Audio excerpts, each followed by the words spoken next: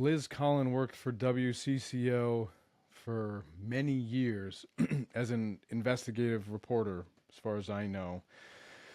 And I don't know her reporting, but I assume that she did it to get the truth out there, to get the story, get the truth, report on things that she could dig up. You know, again, get the scoop, get the story. And from my understanding, she left WCCO when she realized that they weren't going to allow her to do that, at least the way that she wanted to.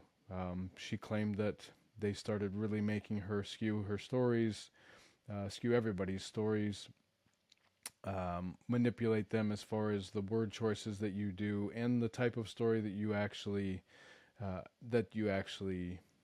go after.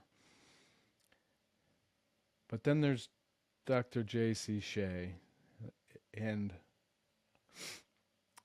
I'm intrigued by this connection, this relationship. So we know that Liz Collin comes from Minnesota, grew up in Minnesota, currently lives in Minnesota, and has worked in Minnesota, as far as I know, her entire life. Maybe she bounced around when she first started getting into reporting, went where the jobs were, but got the job with WCCO and stayed there for a long time, and now is with Alpha News and has been with them for 5 or 6 years, I think. And so her story is pretty clear, pretty clean. It's out there. She lives in Minnesota. She's from Minnesota. She's worked in Minnesota for a long time. Dr. J.C. Shea is kind of an enigma. He came onto the scene, I assume, at some point while Liz Collin was writing her book, or maybe before she started writing her book. I know he was the editor on her book, but where did he work? Where was he before that? It's very strange to not ever, you hear him talk. He loves to talk. He loves to tell you his opinions and how there's imperial facts that you have to look at and dig into in these situations.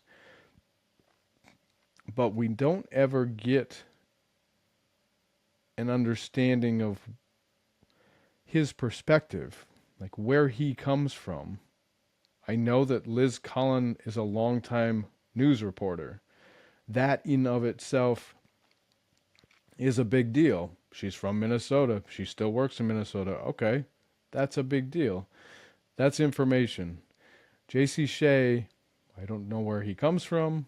I don't know where he worked as a cop. He allegedly worked as a cop, but we don't know that, where he worked, how long he worked. Why not? Why don't we know some of that information? Why don't we know a little something about you?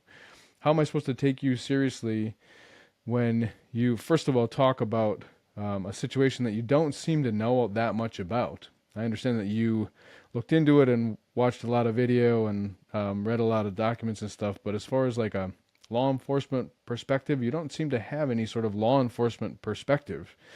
You don't come at this, you didn't come at the documentary, you don't ever present any information or evidence when you are talking, when you are interviewed about this, about you as a cop.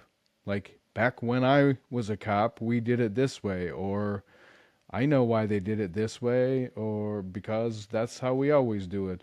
You never talk like that. You never bring any of your own personal experience into this stuff, and yet you want to be perceived as this expert who has done so much and dug so much into this story. But then you're just like every other person. Like, I'm a cop. I've been a cop for 20 years. Okay? I know that position. I know how to handcuff somebody on the ground. I know all of that stuff. I can tell you where I was first taught that, and that I've gone through training to do that exact thing every year for the last 20 years. Now, I don't, MRT specifically was not a thing that we used, have ever used. We don't have, maximal restraint technique was not something that I was ever trained on specifically, but I did use a hobble, and we would use a hobble just on the feet, not connecting it to the waist. Okay, so I don't MRT, but then if I was trained in it, I mean, train me on it in 20 minutes, I would know what I was doing. So I find it very strange that we don't know anything about you as far as your experience. You are a doctor now, you have some other education, but then there's, like, before that, there's nothing. You're just an enigma who showed up on scene to start editing Liz's book, and then you wrote and directed the documentary, but that's it, which is so peculiar. It's so peculiar that, and again, I've watched lots of your interviews because I'm trying to understand, and you always come at it. You've never presented any information. You just have said, I was a police officer at one time, but then you never use any of that experience or training to describe any of your arguments in this case. And so it's just really interesting. Dr. J.C. Shea, how come, if you were a cop, would you not know or talk about positional asphyxia? Dr. J.C. Shea, if you really were a cop at some point, how come you wouldn't know about positional asphyxia and talk about it? And how come you would edit Katie Blackwell's testimony to not include that, and to not include her description of a neck restraint, which is what she thought Derek Chauvin did? Why would you do that? Like, what is the point of that? Like, what is the point of making Derek Chauvin some sort of martyr when he's not? He's a cop who made a terrible mistake. And I've heard other people speculate that he probably did that exact thing on many people throughout his 20-year career, and nobody died. And I'm not going to argue that he didn't. I have no idea what he did, but clearly he was confident in doing that, which was an inappropriate position for an inappropriate amount of time. It's very simple. Like, he was wrong. I'm not going to argue how much of, what degree he should have been charged with and should have been convicted at, how much time he should spend in prison. Like, I don't know. That part I don't know. I know that they screwed up, specifically him. He screwed up, and George Floyd died under his body weight. But I don't understand why you guys, apparently in lying, the left, they're lying, left, the left, and the death of George Floyd, Liz's book, and then the documentary. I only watched the documentary. I did not read Liz's book. But why you cherry pick this stuff? There's enough there that I believe, as a cop, that you could just admit that Derek Chauvin made a mistake, and unfortunately these guys probably shouldn't have gotten nearly as much time as they did, especially the two really young guys. But then to claim things like this was a textbook use of force, that's wrong. Like, that's just completely wrong. And then you can't ever present anything from your own perspective as a cop when you used to be a cop. Why put Derek Chauvin out there as somebody who was railroaded when you could have just said he made a mistake, and unfortunately, because he made a mistake with a guy who was very high on fentanyl with all the comorbidities, that George Floyd had, that his mistake contributed significantly to his death, and leave it at that. Like, he made a mistake. There's so much more to the case that that you did highlight, but is still very strong. Obviously, the city council paying the family $27 million in the middle of the jury being picked in Derek Chauvin's trial, terrible. Absolute, of course. The jury not being sequestered, the jury having to go in and out of that courthouse that had been surrounded by barbed wire, and they know that the mob was out there, and the pressure. I'm sure that there was pressure there. I don't know either way whether that was enough to convince them, hey, we gotta convict this guy no matter what. I know that Derek Chauvin contributed to George Floyd's death, so with the facts that I know and my 20 years of law enforcement experience and use of force experience, I know that contributed to his death significantly. So again, I'm not going to argue whether it should have been second degree murder, third degree murder, whatever, and what the other guys should have got. I'm not going to argue. Yeah, it sucks that two guys who had just a couple of days experience then go to prison for this. That's terrible.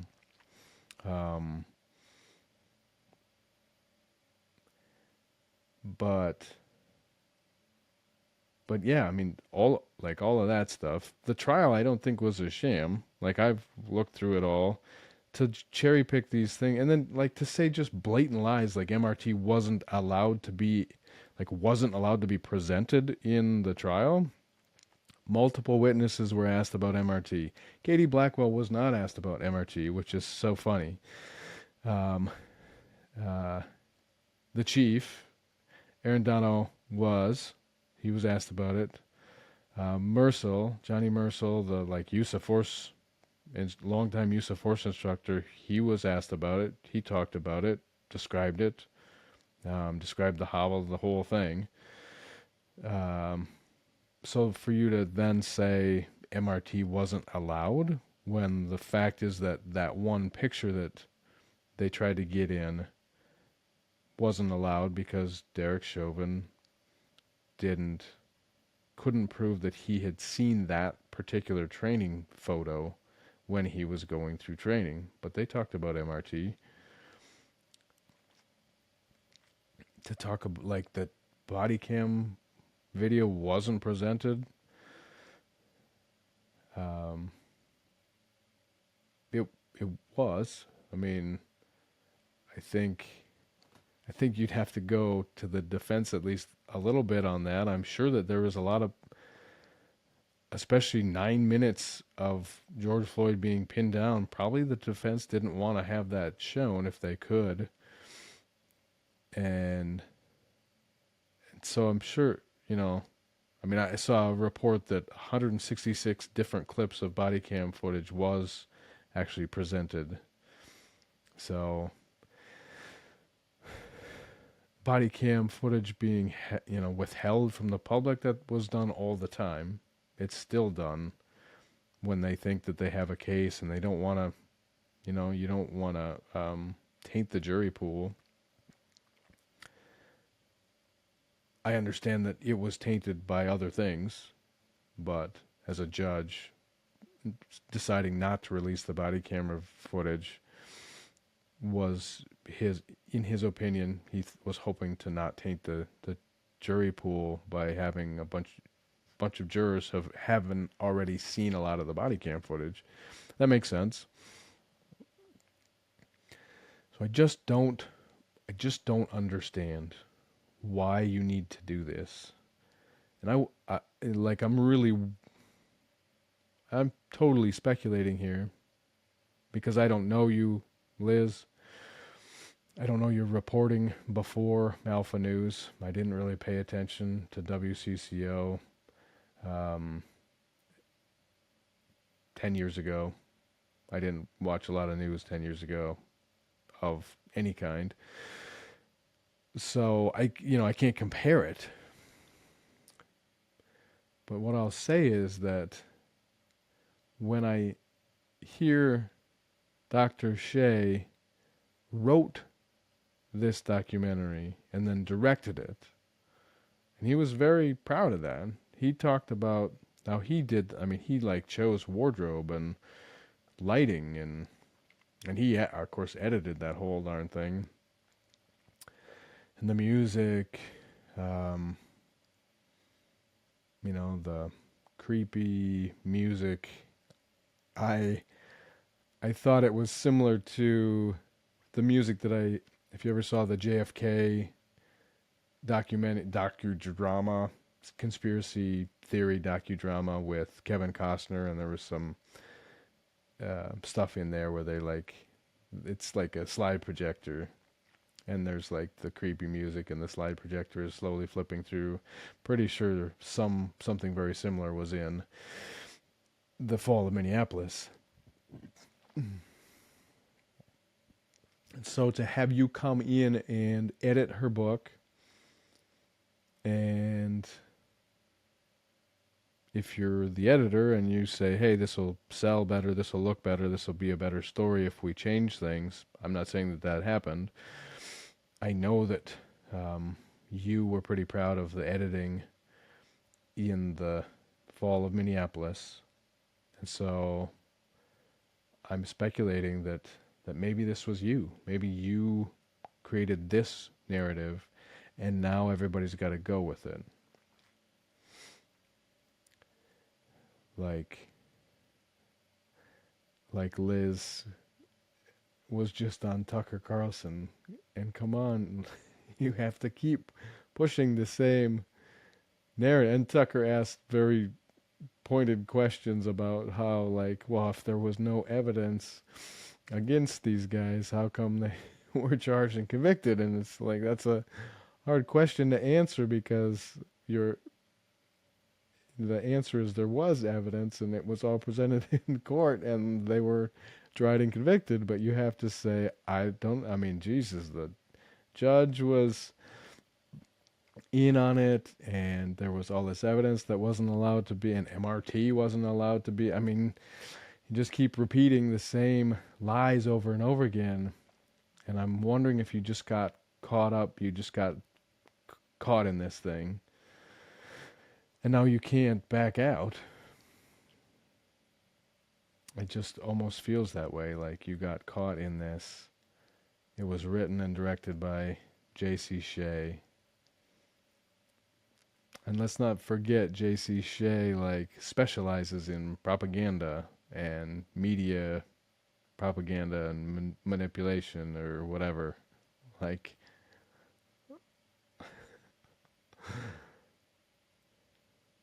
Come on.